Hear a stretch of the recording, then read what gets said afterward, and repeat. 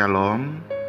Renungan Grace and Truth hari ini saya mau share sesuatu, dan saya rindu di mana minggu-minggu ini kita semua memperingati hari-hari pencurahan Roh Kudus bagi setiap anak-anak Tuhan. Di dalam Kisah Rasul pasal 1 ayat yang ke-8, firman Tuhan berkata, dan sebuah janji Tuhan bagi setiap kita, yaitu Tuhan Yesus sebelum naik ke surga berkata, kamu akan menerima kuasa di saat Roh Kudus turun ke atasmu. Ini adalah janji yang penting bagi setiap orang percaya, karena Tuhan Yesus naik ke surga di dalam keadaan tangannya terbuka dengan sebuah ekspresi bahwa Tuhan naik dan melepaskan berkat kepada setiap anak-anaknya, dan berkat itu salah satu yang penting yang Tuhan tegaskan, kamu akan diberikan Roh Kudus. Dan salah satu sifat Roh Kudus, kamu akan diberi keberanian, kuasa untuk memberitakan Injil. Meski di dalamnya Roh Kudus bukan hanya sekedar kuasa, tetapi Roh Kudus adalah pribadi dari Tuhan sendiri, pribadi yang keluar dari Bapa sendiri, yang Tuhan berikan kepada setiap anak-anaknya. Ada banyak orang berkata, kenapa Tuhan harus mati? Bukankah Dia Tuhan dan berkuasa? Dan Tuhan berkata, jikalau aku tidak kembali kepada Bapa, maka aku tidak bisa meminta Roh Kudus turun kepada kalian semua. Artinya, lewat Tuhan kembali ke pangkuan Bapa di surga dalam kemuliaannya, dalam keberadaannya, Tuhan mau katakan bahwa melalui Roh Kudus pekerjaannya jauh lebih efektif, karena sampai ke ujung dunia, siapapun mereka, asal mereka percaya kepada Tuhan Yesus, kepada nama Tuhan Yesus, dan dengan rela memberikan hidupnya dipimpin oleh Roh Kudus, sampai di ujung dunia mereka akan mengerjakan pekerjaan-pekerjaan Bapa. Mari sebelum kita mendengar lebih jauh, kita berdoa. Bapa, terima kasih buat Roh Kudus yang Engkau curahkan. Kami adalah orang yang percaya. Biarlah kami boleh berjalan di dalam pribadi Roh Kudus yang menuntun kami kepada kehendak Bapa di surga. Biarlah firman Tuhan kami dengar boleh memperlengkapi setiap kehidupan rohani kami, bahwa kami adalah milik pusaka Tuhan yang diperlengkapi untuk maksud penyelamatan dan memberitakan kabar baik dimanapun kami berada. Roh Kudus yang manis, bimbing dan tuntun kami. Sebab jikalau Engkau tidak membimbing dan tuntun kami, maka kami pasti gagal dan kami tidak cakap melakukan perkara-perkara ajaib. Tetapi kami percaya dan bersyukur Roh Kudus membimbing kami sampai kesudahan zaman. Ini yang kami percaya, dan kami mau menerima firman Tuhan hari ini di dalam nama Tuhan Yesus Kristus. Amin. Saudara-saudara sekalian, bicara soal kita dipimpin oleh Roh Kudus, dan tema hari ini saya ulangi, saya berikan judul baptisan Roh Kudus, ya. Nah, ada perbedaan antara baptisan air dan baptisan Roh Kudus, ya. Sebetulnya kalau saudara melihat di dalam Matius pasal 3 ayat 11, di situ ada 3 macam baptisan, yaitu pertama baptisan air, yang kedua baptisan roh, yang ketiga adalah baptisan api. Ya, saya coba buka 2, tapi saya akan fokus satu saja, sesuai tema baptisan roh. Baptisan saudara-saudara lebih umum dikenal ada 2, ya, yaitu baptisan air dan baptisan roh. Di sana dicatat, saudara-saudara melihat dalam Kisah Rasul banyak sekali, ya. Kisah Rasul pasal 1 ayat 5, ayat 8, Markus pasal 1 ayat yang ke-8, banyak ya bicara soal figuratif atau kiasan baptisan. Itu dalam Roma pasal 6 juga banyak mencatat bagaimana Tuhan Yesus sendiri dibaptiskan di Sungai Yordan, Matius pasal 3. Saudara-saudara, nah secara garis besar saja, baptisan air itu adalah bicara soal baptiso dalam bahasa Yunani, yaitu diselamkan di dalam air dan muncul keluar dari air. Ya, ini saudara-saudara dilaksanakan oleh penginjil, pendeta, hamba Tuhan terhadap orang-orang yang belum percaya yang ingin dibaptis, atau kalau dalam sebuah liturgis gereja, pendeta atau pastor membaptis terhadap jemaat yang akan digembalakan, dibimbing oleh firman Tuhan, yang mana mereka bertumbuh dan ingin dibaptis. Saudara-saudara sekalian, pembaptisan air adalah pertanda dari yang kelihatan dari luar, saudara-saudara ya. Jadi mengenai pertobatan baptisan air, itu lebih banyak pertobatan yang nampak di muka umum.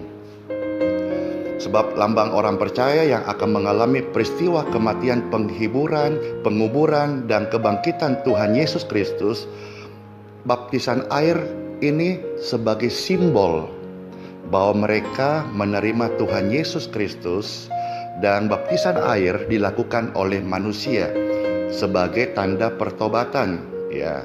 Dan ini konfirmasi bahwa yang dibaptis tentu sudah bertobat dan mau berkeputusan meninggalkan hidup yang lama. Selanjutnya mereka akan dibimbing untuk mengikuti perintah Tuhan. Jadi ini sebagai konfirmasi di hadapan manusia bahwa dia mau bertobat, sehingga mau ikut dan percaya teladan Tuhan Yesus, salah satu dibaptiskan. Nah, secara ringkas saja tanda-tanda baptisan air ini tentu sangat jelas sekali karena yang tampak di luar, ya, secara kasat mata. Lebih pada di titik perbuatan dan juga sikap-sikap hidup orang-orang yang sudah dibaptis itu akan bisa ditangkap oleh panca indera dan dapat dimengerti oleh akal budi manusia. Kadang-kadang dengan suatu upacara pembaptisan khusus, ya, ada tempatnya, atau dibuat sesuatu pertemuan, lalu ada puji-pujian di sana, lalu didoakan oleh pastor atau gembala, di mana hamba Tuhan dipercayakan untuk melayani, lalu juga ada di sana sebuah kolam baptisan dan seterusnya, ya. Pada prinsipnya baptisan air dilakukan oleh manusia kepada siapa saja yang mau menerima Tuhan Yesus dan mengikuti teladannya dan berkeputusan mau meninggalkan dosa-dosanya atau berkeputusan dibimbing oleh Tuhan dan meninggalkan hidup mereka yang lama. Nah, itu secara garis besar saya, saudara-saudara, ya. Nah, lalu yang kedua ada baptisan roh, atau sering kita lebih mendengar, lebih familiar, namanya baptisan Roh Kudus. Baptisan Roh Kudus, saudara-saudara, kalau tadi baptisan air dilakukan oleh manusia, pastor, gembala, hamba Tuhan. Namun saudara, baptisan Roh Kudus bukan dilakukan oleh manusia, tetapi dilaksanakan oleh Tuhan Yesus sendiri secara pribadi dengan cara supranatural. Dan di dalamnya kadang-kadang juga dalam sebuah upacara, contoh dalam sebuah kebaktian KKR, atau ibadah-ibadah khusus, atau ibadah-ibadah minggu, Sunday service. Tapi juga kadang-kadang bisa terjadi tanpa adanya upacara-upacara khusus, atau tanpa adanya sebuah persiapan atau ibadah. Karena ini adalah secara supranatural. Dan saudara harus yakin baptisan Roh Kudus sebetulnya tidak perlu campur tangan manusia sedikit pun. Saudara-saudara, banyak Injil menceritakan, contoh dalam Yohanes pasal 1 ayat 33, Kisah Rasul pasal 2 ayat yang ketiga, juga pasal 10 ayat 44, dan seterusnya. Saudara-saudara, banyak. Maka saudara-saudara yang sudah baptisan air, jangan berhenti merasa puas. Tugas kita adalah digembalakan, belajar firman.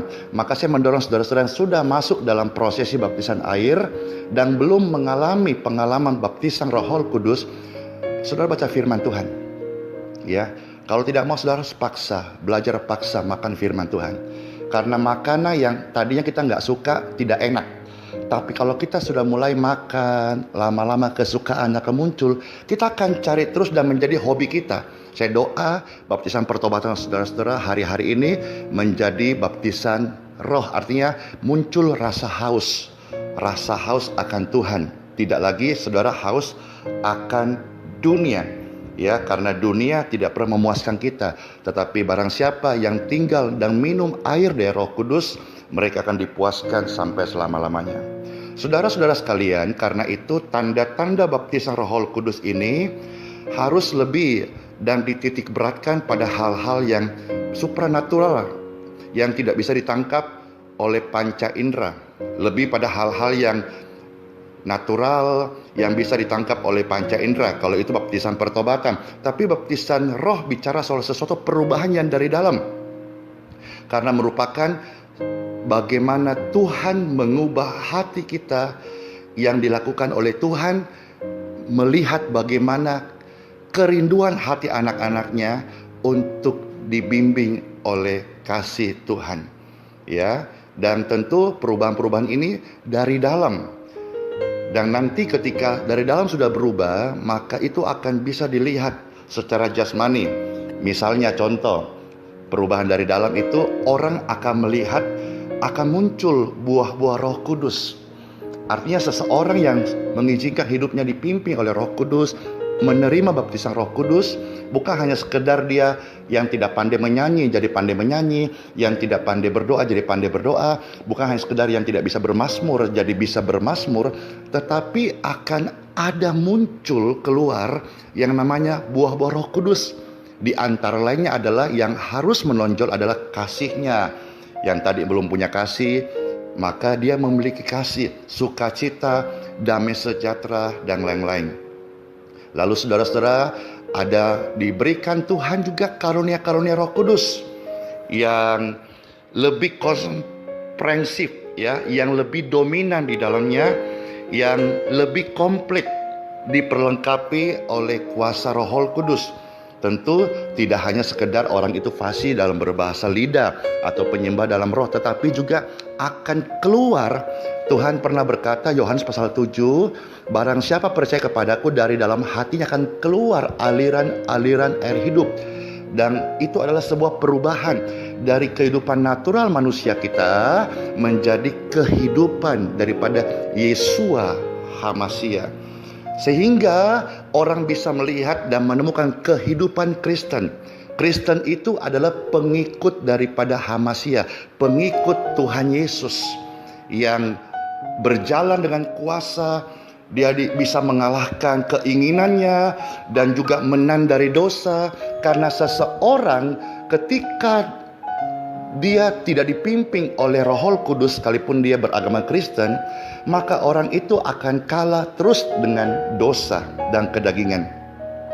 Tetapi ketika mereka menerima baptisan roh dan mengizinkan setiap hari bersekutu dengan Roh Kudus, maka mereka akan mempunyai suatu kuasa, ya, yang Tuhan berikan di dalam hidupnya, sehingga mereka bisa melepaskan diri termasuk dari belenggu keterikatan pada kebiasaan buruk. Ada orang dunia berkata, dan ini memang betul saudaraku, karakter itu susah berubah. Memang karakter susah berubah. Ada banyak orang lebih pandai berkata-kata tetapi tidak pandai melakukan. Namun saya percaya saudara-saudara, kalau kita betul-betul mengizinkan Roh Kudus dan kita manifestasikan baptisan roh dalam kehidupan kita, dan ini saudara harus buka hati, rela dipimpin oleh Roh Kudus, saudara akan melakukan hal-hal yang tidak biasa, itu hal-hal adikodrati, di luar kebiasaan natural. Maka seapapun karakter seseorang, Roh Kudus mampu mengubahnya dan bahkan menjadikan mereka lepas dari keterikatan kebiasaan-kebiasaan buruk, dan akhirnya mereka dimampukan mentaati firman Tuhan, perintah Tuhan, dan juga bisa hidup menyenangkan perasaan daripada Bapa di surga. Saya mau tutup kalimat ini, rindu akan Roh Kudus, nantikan dia senantiasa. Karena 2-3 minggu ke depan kita akan memperingati seluruh gereja Tuhan di mana saja pencurahan Roh Kudus. Saya percaya dan saya yakin sebagai hamba Tuhan, ini adalah waktu-waktu terakhir Roh Kudus dicurahkan, karena dunia tidak semakin baik. Itulah sebabnya orang-orang percaya harus memberikan hatinya dipimpin oleh Roh Kudus, dan hendaklah engkau penuh dengan Roh supaya engkau bisa menyaksikan perbuatan-perbuatan Tuhan dan kembali menyatakan peristiwa Pentakosta di akhir zaman ini, sehingga pelayanan kita bukan hanya sekedar pelayanan berkhotbah, bukan hanya pelayanan media sosial, tapi juga kita mengembalikan pelayanan Pentakosta, yaitu lidah-lidah api, akan menyertai setiap pelayanan orang-orang percaya, dan tanda-tanda keajaiban akan terus sampai di akhir zaman, sampai kita dijemput oleh mempelai surgawi kita, Tuhan kita Yeshua HaMashiach. So, biarlah hidup kita hari-hari ini diberikan untuk Tuhan, dibimbing di dalam kehendak Roh Kudus. Saudara-saudara yang belum menerima baptisan Roh Kudus, saudara rindukan Tuhan. Kalaupun ada hamba Tuhan, saya mendoakan orang dan orang itu bisa penuh Roh Kudus, saya hanya alat saja.